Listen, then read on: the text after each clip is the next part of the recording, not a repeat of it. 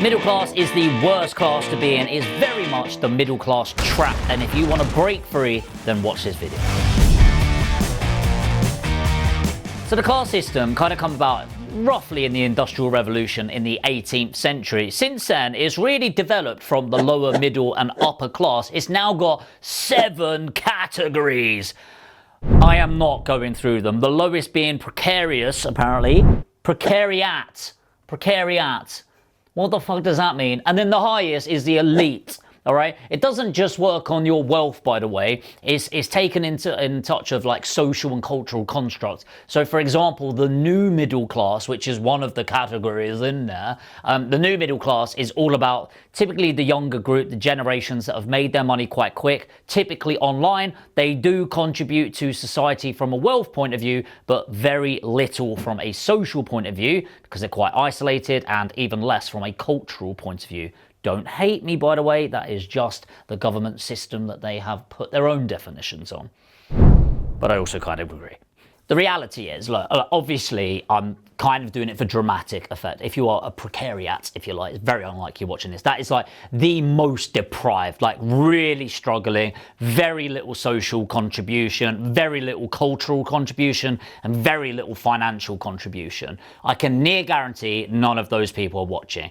Even if you feel like that sometimes, I guarantee you're not there. Then you've got sort of the emergent service workers, which is sort of like the younger generation, and then the more typical working class, right?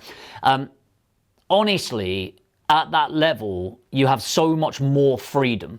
And yes, I know that is a blasé thing to say, but I am saying it, having been brought up in the benefit system. Yes, it's a financial struggle, but the time freedom is absolutely ridiculous. And do you know what? I am going to say it, even if it is controversial. I think our benefit system is way too aggressive and way too positive, where it actually creates a situation where it's harder for people to go into work, because a lot of people in the entry level, it actually makes it more affordable to not work. So make of that what you will, but there's certainly more freedom.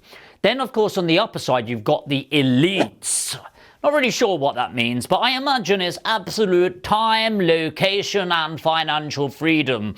Not sure why I'm doing that either, because none of them really sound like that. But ultimately, that's very extreme on the other side, where you really got it all. But the middle class, bang in the middle, like the traditional middle class, it's just this trap, right? And the thing is, we go back in time and we used to compare against the Joneses.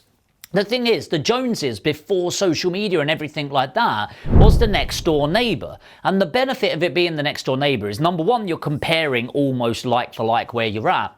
But also, you're comparing more holistically. What I mean by that is you also find out about the struggles they're having as a family. You see the good, the bad, and the ugly. Whereas with Instagram, when you're comparing against the Joneses, first of all, you're comparing against the whole world. Second of all, you're comparing against some bullshit fallacy that they've created. Third of all, you're only seeing the highlight reel of their life. And so you're not comparing holistically, you are comparing your entire life against their 10-second highlight reel. So whilst we're trapped in this, consciously, unconsciously, blissfully ignorant, maybe we want to do something around this. And actually, it kind of contradicts a little bit. My first tip is to surround yourself with a different type of person. The reality is, if you are in that situation where you're in that middle class lifestyle or lower, you might think it's absolutely fine, which is fine. I'm not here to judge anything. I'm telling you, just getting to the other side is way better. It really is way better.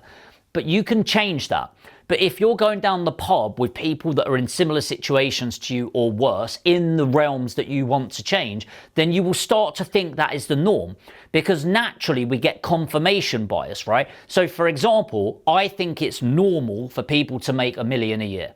And I know, by the way, in general sense, that is absolutely not normal. But in my circles, if I lost it all, it would be very weird for me to not make £1 million the next year. And again, I know the comments that could come from that, but it's true. It's a fact. If I lost everything apart from my mind, I would be able to make that money again, even without connections. because I am going into it with a different mindset, a different framework, different people around me that share ideas and concepts, not bitch about other people. Have a look around yourself in what they do, the money they're earning. Maybe it's a weight thing. It could be a lot of different areas. Nothing wrong with that, by the way. If you're looking at your circle and you're going, actually, these people inspire me, they drive me to be a better version of myself, amazing. I'm not here to say you need to change your life. I'm saying if you look around you and you go, are these people where I want to be in the next 5 years? Do they inspire me? Do they do this for me? And if the answer's no, move on. Okay, and it's okay to upgrade your circle. It doesn't mean cut these people out of your life, but actually I want to surround myself with the best people that I can that drive me to be a better version of myself. That doesn't always mean people that are richer than me, by the way, but they represent people that I like to be around. Do they have shared values? Do they have integrity? Do they focus on value first principles, generational wealth, all of these things that I care about? Do they represent them? And then I want to spend more of my time with that individual. Upgrade your circle.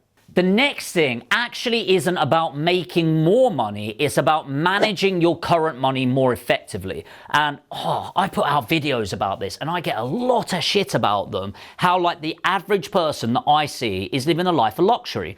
And let's say I talk to some of my staff, all right? And I say this to my staff sometimes. Now, there's a range of what people earn in my business, obviously. If you're an entry level, service level worker, I guess the social chain would call it, or management. But let's say somebody is on 25 grand, right? Now, again, bear in mind I'm in Leeds, not central London. 25 grand is more than enough to live comfortably, okay? And that's the line that I get a stick for online, but it's true.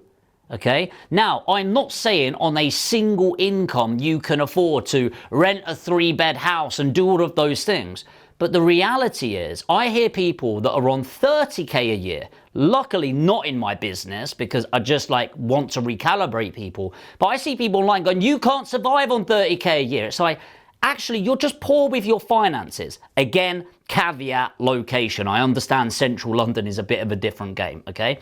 But 30k, if you can't manage effectively on that, you're doing something wrong.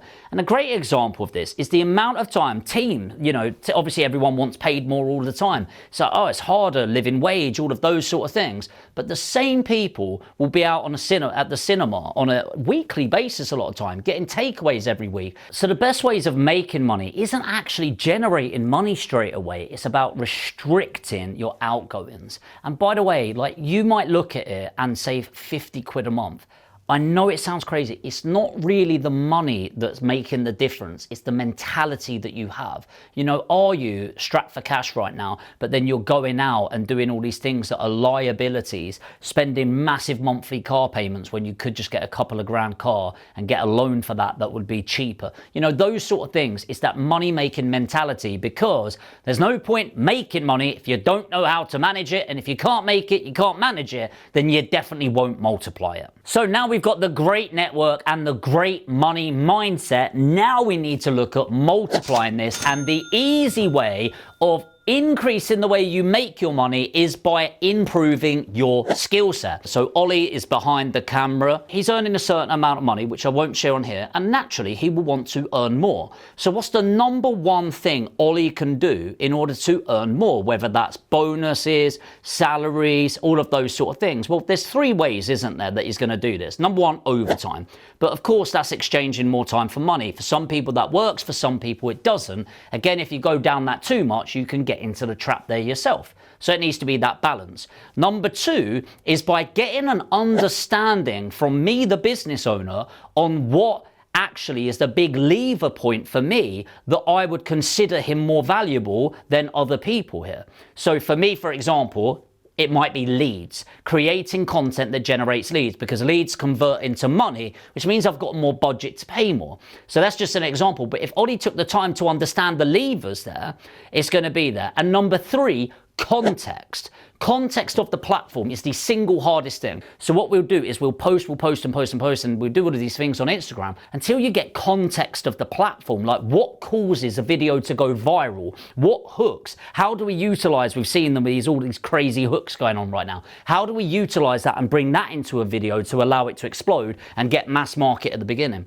And by getting mass market and understanding context of the platform, it brings more in. So one of those is a time thing. But again, there's a limit because he's working 5 days a week. What's he going to do? Go 6 days a week? Well, that's 20% increase in his pay. Okay, it's good, but it's not life-changing. Whereas if he could increase his skill level to immerse himself into Instagram and things like that to understand context of the platform and context of what I value as the business owner, then suddenly he makes a lot more money. Now, how does that translate to you and me as property investors? Well, think about this. Like, if I'm making what I'm making, which right now, 2025 is predicted to be 8 figures, so 10 million in a year. Then why is it? Well, there's the time element. I've been doing it for a lot longer, but also I have the knowledge to make that 10 million a year. So if I lost it all, I would be able to build that back up. Would it be in 1 year? No, unlikely.